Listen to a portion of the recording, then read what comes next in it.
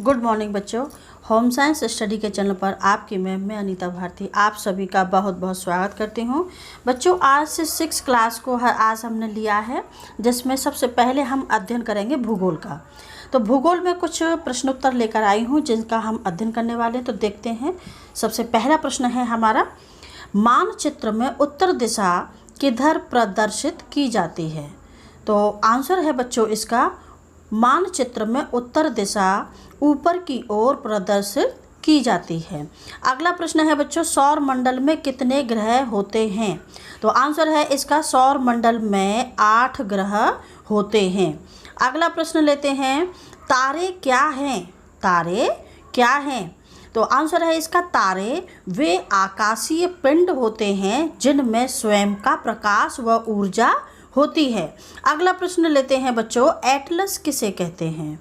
तो आंसर है इसका, एटलस विभिन्न मानचित्रों के, यानी कि अनेक इसमें कई देशों के या राज्यों के जिनमें नक्शा होता है, जैसे नक्शा बोलते हैं मानचित्र, तो बहुत सारे एक जगह पे इकट्ठे होते हैं, उसको यानी संग्रहित रूप को हम एटलस कहते हैं।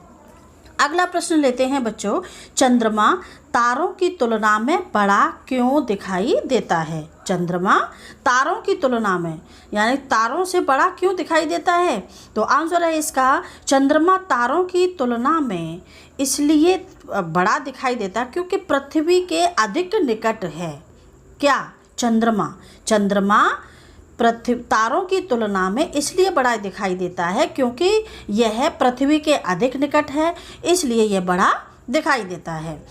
अगला प्रश्न लेते हैं, सूर्य के सबसे निकट कौन सा ग्रह है? सूर्य के सबसे पास वाला ग्रह कौन सा है? तो आंसर है इसका, सूर्य के सबसे निकट ग्रह बुध ग्रह है। ठीक है। अगला प्रश्न लेते हैं बच्चों, मानचित्र किसे कहते हैं? मानचित्र किसे कहते हैं, जिसे हम अपनी भाषा में नक्शा भी बोलते हैं, है ना? तो इसको क्या बोलते हैं? तो देखिए ये क्या है। आंसर है इसका, किसी भी स्थान का मानक चित्र, यानी कि उसका नक्शा, किसी भी स्थान का नक्शा, तो मानक चित्र मानचित्र कहलाता है।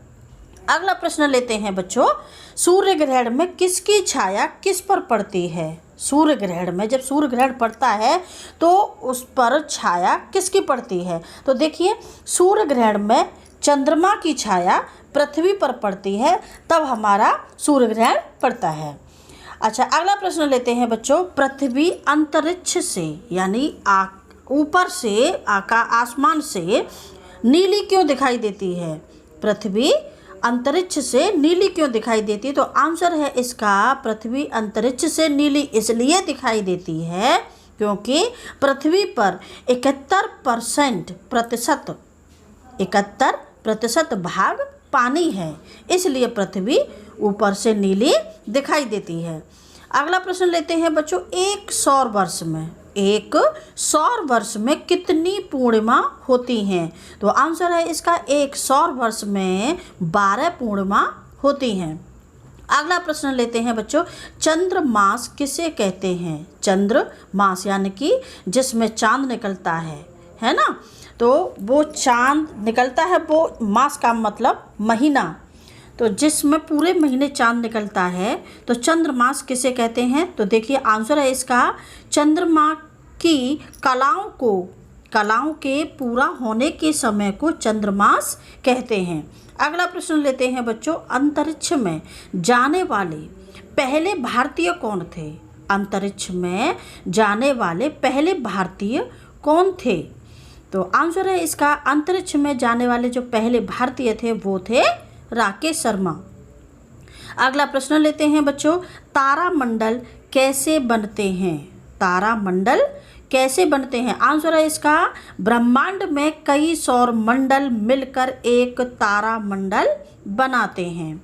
अगला प्रश्न लेते हैं बच्चों, ज्वार भाटा किसे कहते हैं?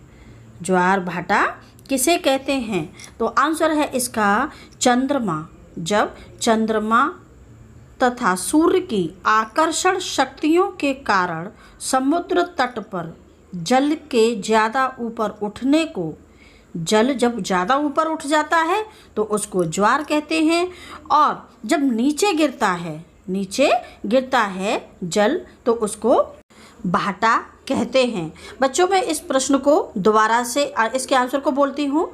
ज्वार भाटा किसे कहते हैं? तो चंद्रमा और सूर्य की आकर्षण शक्तियों के कारण समुद्र तट पर जल के ज़्यादा ऊपर उठने को ज्वार कहते हैं, और जल के नीचे गिरने को भाटा कहते हैं। अगला प्रश्न है बच्चों, हमारी पृथ्वी क्या है? तो आंसर है इसका, हमारी पृथ्वी एक ग्रह है। अगला प्रश्न लेते हैं बच्चों, ध्रुव तारा आकाश में हमेशा यानी कि सदैव किस दिशा में रहता है? तो आंसर है इसका, ध्रुव तारा आकाश में सदैव उत्तर दिशा में रहता है।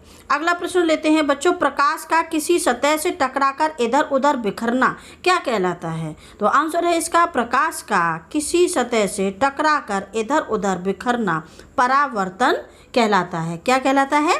परावर्तन कहलाता है। अगला प्रश्न लेते हैं बच्चों, सुबह और शाम के समय सूर्य की किरणें पृथ्वी पर कैसी पड़ती हैं? तो आंसर है इसका, सुबह और शाम के समय सूर्य की किरणें पृथ्वी पर तिरछी पड़ती हैं, है ना? कैसी पड़ती हैं? तिरछी।